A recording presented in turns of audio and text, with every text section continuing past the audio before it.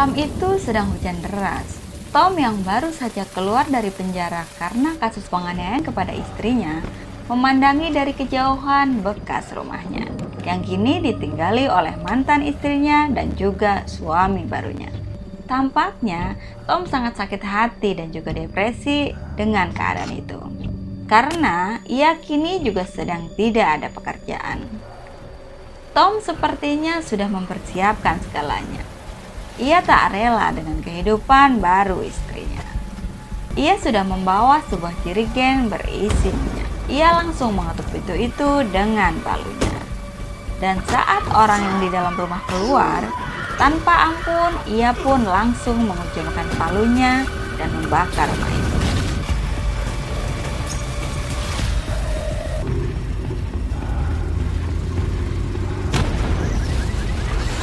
Setelah puas melakukan aksinya, Tom pun segera pergi. Orang-orang di sekitarnya belum menyadari apa yang telah terjadi di rumah itu. Dan film pun dimulai. Saat itu televisi-televisi di Amerika sedang membahas tentang masalah sosial yang saat ini banyak dialami oleh berbagai kalangan. Para pakar bermunculan dengan segala teorinya. Intinya, semua diakibatkan karena banyaknya orang Amerika yang mengalami depresi karena masalah ekonomi. Banyak sekali perusahaan Amerika yang memecat karyawannya. Dan sebagai akibatnya, angka perceraian pun meningkat. Bahkan orang-orang di jalanan juga kehilangan kesopanannya. Mereka lebih mengutamakan egonya daripada kesopanannya. Salah satu yang terdampak dari itu semua adalah Rachel. Pagi itu, Rachel baru saja terbangun karena pengacaranya menelponnya. Andy mengabarkan kepada Rachel bahwa Richard suaminya menuntut hak atas rumahnya yang pernah mereka tinggali bersama. Sementara itu, anaknya yang bernama Kyle sudah menunggu. Kyle sudah akan terlambat. Ia harus segera berangkat ke sekolah. Rachel pun segera menutup perbincangannya dengan Andy, pengacaranya. Pagi itu jalanan sangat macet. Rachel mengatakan bahwa jarak sekolah yang tidak terlalu jauh harus ditempuh berjam-jam karena kemacetan yang terjadi hampir setiap hari. Tapi Kyle memperingatkan bahwa bukan macet, tetapi karena Rachel yang bangun kesiangan. Kyle pun mengatakan bahwa sudah 3 kali terlambat, dan sudah 3 kali pula ia dihukum. Karena jalanan ini sangat macet, pagi itu Rachel pun memutuskan untuk melewati jalan yang lain. Jalan itu sedikit lebih jauh, tetapi siapa tahu kan jalan itu lebih lancar. Tapi ternyata macet memang terjadi di mana-mana. Rachel yang merasa bersalah menjadi semakin marah dengan keadaan itu. Hingga tiba-tiba teleponnya berbunyi. Itu adalah dari bosnya yang memintanya untuk menyelesaikan pekerjaan yang sudah deadline. Tapi lagi-lagi, Rachel beralasan bahwa saat itu jalanan sedang macet. Jadi, dia minta izin akan datang terlambat. Dan tanpa basa-basi pun, bosnya langsung memecatnya saat itu juga. Rachel pun menjadi semakin pusing. Itu adalah harapan dia satu-satunya.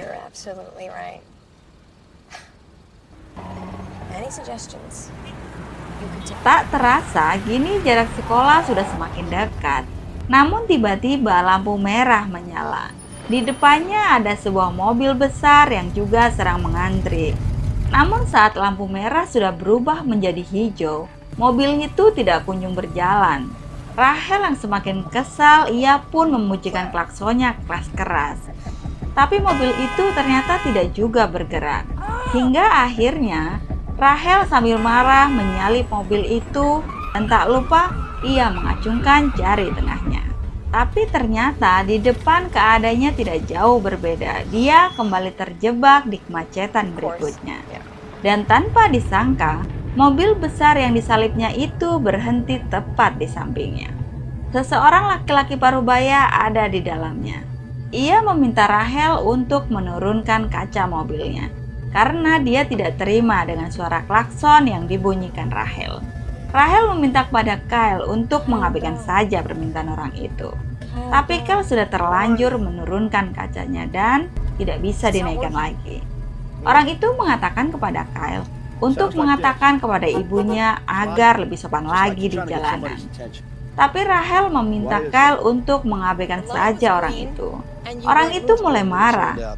Rachel mengatakan sedang terburu-buru karena ia hendak mengantar anaknya sekolah. Lalu orang itu pun merasa bersalah dan ia meminta maaf. Tapi lagi-lagi, Rachel menanggapi permintaan maaf orang itu dengan mengatakan, "Terserah." Orang itu pun tak terima dan menjadi marah. Ia meminta Rachel untuk meminta maaf juga, karena ia telah memencet klaksonnya dengan kencang. Tapi Rachel tak merasa bersalah dan tak mau minta maaf. Orang itu pun semakin marah. Dan ia mengatakan bahwa Rachel harus belajar tata krama.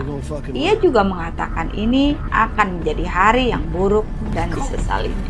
Hingga akhirnya lampu pun menyala hijau dan kendaraan pun bisa berjalan kembali.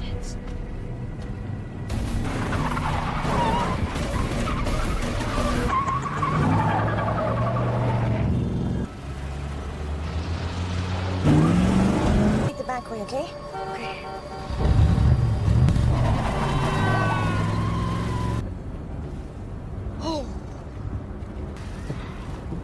Everything's gonna be okay. Rachel dan Kel pun merasa lega terbebas dari orang itu. Dan kini Kel sudah sampai di sekolahnya.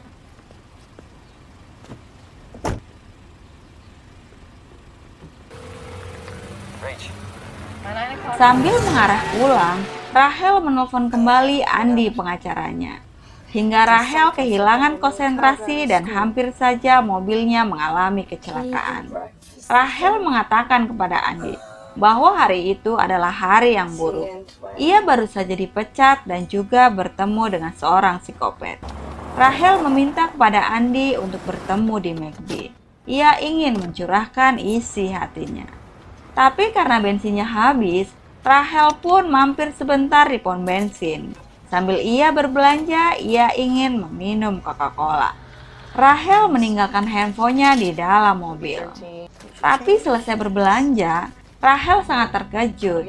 Karena dari CCTV minimarket itu, ia melihat mobil orang itu sedang berada di belakang mobilnya.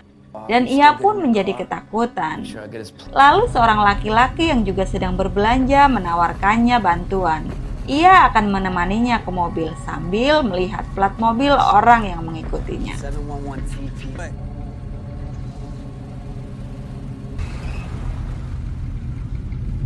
Namun Rachel tak menyangka bahwa orang itu berbuat nekat. Ia menabrak orang yang membantunya tadi hingga terpental di kerasnya jalan aspal. Rachel yang ketakutan mencari teleponnya. Tapi ternyata telepon itu tidak ada dan orang itu terus mengejarnya. Bahkan ia menabrak-nabrakan mobilnya dari belakang tanpa sedikit pun rasa takut. Rachel berusaha meminta tolong kepada orang yang ada di sekitarnya. Tapi sepertinya mereka semua tak peduli dengan apa yang terjadi. Hingga akhirnya Rachel pun punya kesempatan untuk melarikan diri. Tapi ia sangat terkejut karena ternyata teleponnya telah dikuasai oleh orang itu. Rachel yang frustasi pun kehilangan konsentrasi. Mobilnya hampir saja menabrak sebuah bus. Ia juga bahkan hampir menabrak orang. Tapi kini ia sedikit bisa bernapas lega. Orang itu pergi entah kemana.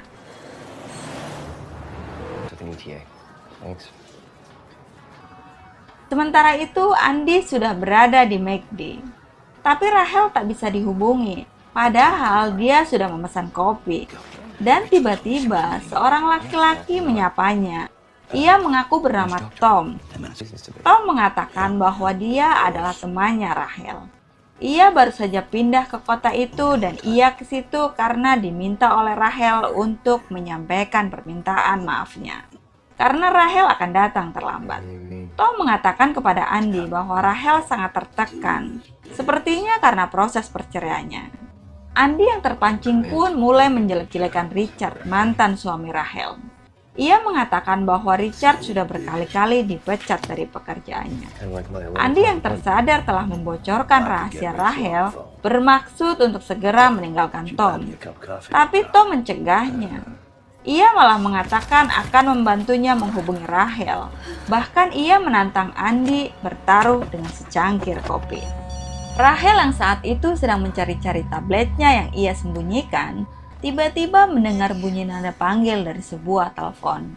Rachel segera mengangkat telepon itu, yang ternyata itu adalah telepon Tom yang sengaja ditinggalkan di mobilnya. Rachel yang masih kebingungan sedikit lega karena mendengar suara Andy. Andy mengatakan bahwa dia sedang bersama temannya yang bernama Tom. Rachel yang merasa tidak mengenal orang yang bernama Tom, ia berusaha menjelaskan kepada Andy. Tapi belum selesai Rachel menjelaskan, teleponnya sudah diambil alih oleh Tom. Dan tanpa sadar, Rachel menceritakan tentang keburukan Tom kepada Tom sendiri. Rachel sangat terkejut karena dia ternyata telah berbicara dengan Tom. Dan dia pun segera meminta maaf atas segala yang terjadi hari itu. Tapi Tom mengatakan bahwa Rachel tidak meminta maaf dengan tulus. Andy merasa pembicaraan Tom dan Rachel mulai aneh. Ia meminta kembali teleponnya, tapi tanpa basa-basi, Tom malah menyerangnya. He is not okay. You hear me? Best friend slash scumbag divorce lawyer. What's a guy? Is that right?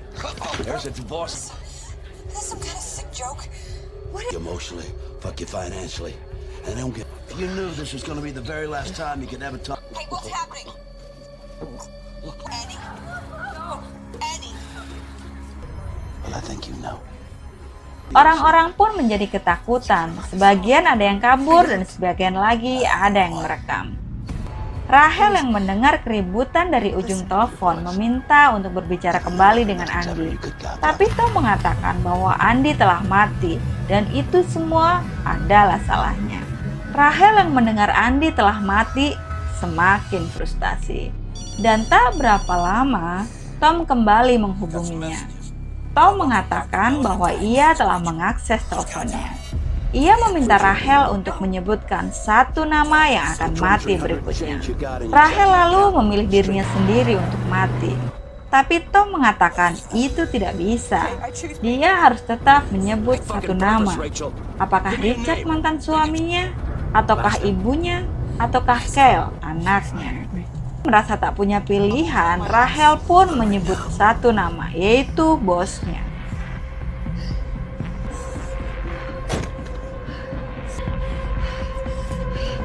Merasa sedikit aman, Rachel kemudian menelpon 911. Dia meminta kepada polisi untuk mengamankan sekolah Kyle dan juga rumah bosnya. Di sisi lain, saat itu Fred sedang menonton televisi. Ia menyaksikan sebuah berita tentang pembunuhan yang dilakukan oleh Tom saat itu. Tapi ia sangat terkejut karena mobil pelaku yang berwarna abu-abu itu ia lihat ada di depan rumahnya. Tak mau hal buruk terjadi, ia pun mengambil pisau dan memeriksa rumahnya. Namun tiba-tiba, dari belakang Tom sudah menyandera pacarnya. Tom mengatakan bahwa itu semua adalah salah Rachel, kakaknya.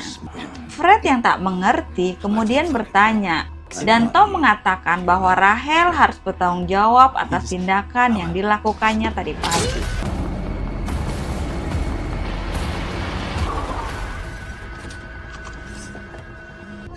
Rachel memacu kendaraannya sekencang-kencangnya. Ia kini sudah tiba di sekolah Kyle. Tiba-tiba Tom memberikan sebuah gambar Fred yang kini sudah disandaranya.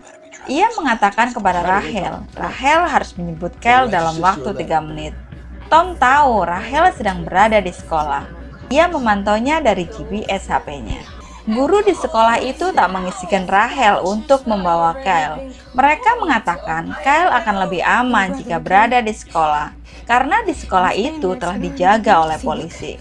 Tapi Rachel mengatakan bahwa ia harus menyebut Kyle karena adiknya sedang dalam bahaya.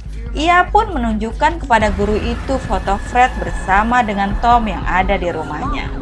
Karena merasa kasihan, guru itu pun mengizinkan Rachel untuk membawa Kyle.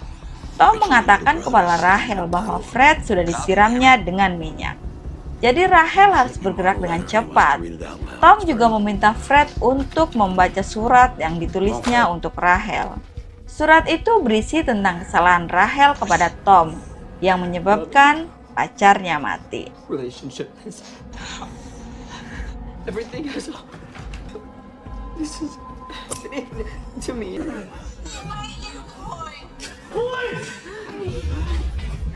Tak berapa lama kemudian, polisi pun datang dan meminta Tom untuk membebaskan Fred. Tapi Tom sudah gelap mata. Ia membakar Fred dan melemparnya kepada polisi itu. Lalu ia melarikan diri, tapi polisi itu sempat melepaskan tembakan dan mengenai bahunya. Rachel yang mendengar suara teriakan Fred yang terbakar menjadi semakin gila. Ia merasa hidupnya sudah hancur hanya gara-gara sebuah bunyi klakson. Kel yang melihat ibunya depresi berusaha untuk menenangkan ibunya. Namun tak lama, Tom kembali menelponnya. Ia mengatakan bahwa semua belum berakhir. Tapi kali ini Rachel sudah tidak takut lagi. Ketakutan Rachel kini berubah menjadi sebuah api amarah yang siap melumat Tom.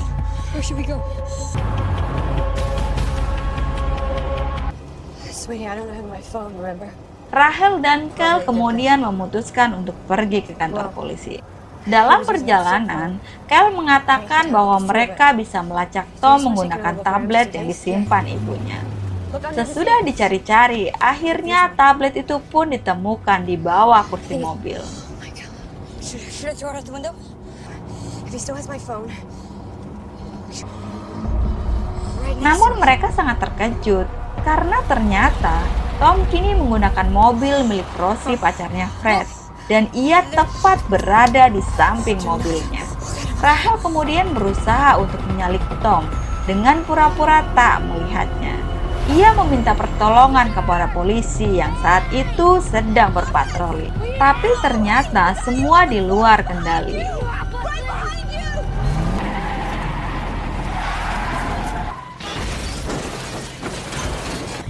He's catching up. On the news, he's chasing me in a silver. Melihat kejadian itu, Rachel pun berusaha untuk menghubungi polisi dari tablet. Tapi memang dasar apes, tablet itu kehilangan daya baterainya dan mati. Dan Rachel pun semakin putus asa. Tapi kemudian mereka teringat dengan rumah ibunya. Di sana ada tempat untuk Kyle bersembunyi.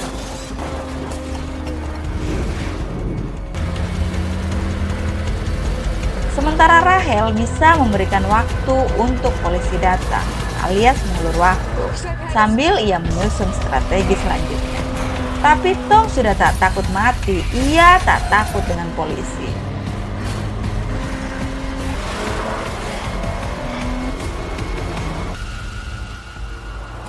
Hingga akhirnya Rachel sampai di komplek rumah ibunya. Untuk sementara ia bisa mengelabui Tom. Ia berhasil belok, sementara Tom kehilangan kendali mobilnya.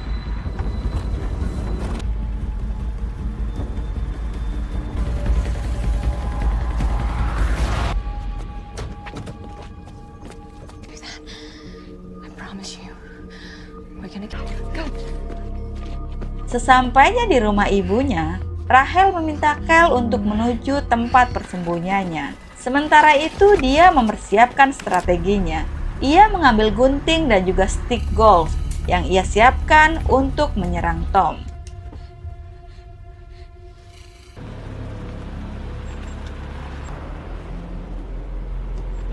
Setelah mencari kesana kemari, akhirnya Tom pun berhasil melihat mobil Rachel dan ia pun bersiap untuk keluar. Tapi secara tiba-tiba, Rachel menabrak mobil Tom dari samping menggunakan mobil lain. Rachel yang melihat mobil Tom sudah terbalik menyangka jika Tom sudah tidak berkutik. Tapi ternyata ia salah sangka, Tom terlalu perkasa. Setelah melihat Rachel terkapar, Tom pun segera menuju ke dalam rumah. Dengan pura-pura sebagai polisi, dia memanggil-manggil Kyle.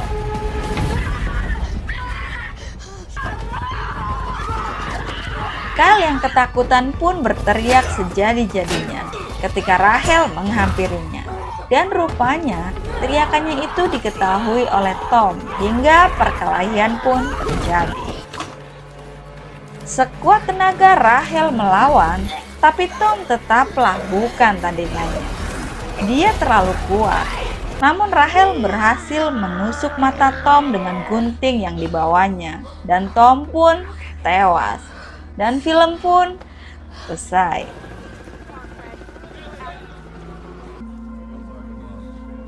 Oke guys, itu tadi alur cerita dari film yang berjudul Unhinged. Semoga teman-teman terhibur ya. Jika teman-teman suka dengan film-film yang ada di channel ini, aku minta bantuannya untuk subscribe, like, komen, dan nyalakan loncengnya ya, biar teman-teman gak ketinggalan video baru yang akan diupload dari channel ini. Aku Caca pamit undur diri. Wassalamualaikum warahmatullahi wabarakatuh.